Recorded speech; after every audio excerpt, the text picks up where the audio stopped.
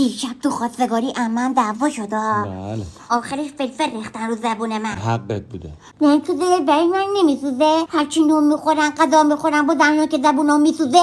این چه حرفایی بوده رفتی زدی خواستگاری عمتو به هم ریختی؟ با اون جعفر صادق علیه السلام فقط راستش گفتن. بی خود کردی مگه همه راستو میرن میگن؟ میدونی چی شد؟ تو خواستگاری او داشتن غذا میخوردن، گفتن عزیزا مراقب باشی نفت ظرفا بشکه، استکانا پیش دستی ها همه شماره معظم. گفتن اومدن اما ظرف قرض کردم. بابام گفته بود 30 دقیقه مثل شیر بالای سر ظرفا وای میدی حواست بهشون باشه. اکل پدره. برای چی به عمت گفتی لباسش قرضی بوده؟ خب گفتن عروس خیلی خوشگل شده، گفتم مونه لباسشه چون لباسش مونه مامانمه.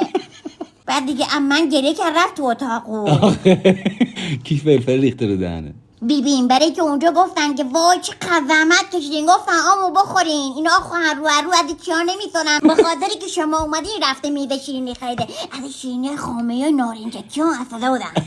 چی شد دومات قر کرد؟ یه چی دراز زشتی بود همون بهتر که قر کرد. دیگه مامانت خیلی ناراحته به خاطری که بیبین باهاش جر کرد ازش گفت تو ایچیا رفتی یادش دادی که بیا بگه تو نمیخواستی دختر من شوهر کنه، تو خیلی حسود هستی. مامانو من میگربی میگو به خدا من یادش ندادم، به خدا خودش میگه به خدا ما هیچی اینو این نمیگیم هیچ کاری نمیگیم. اومدم خونتون برای خواستگاری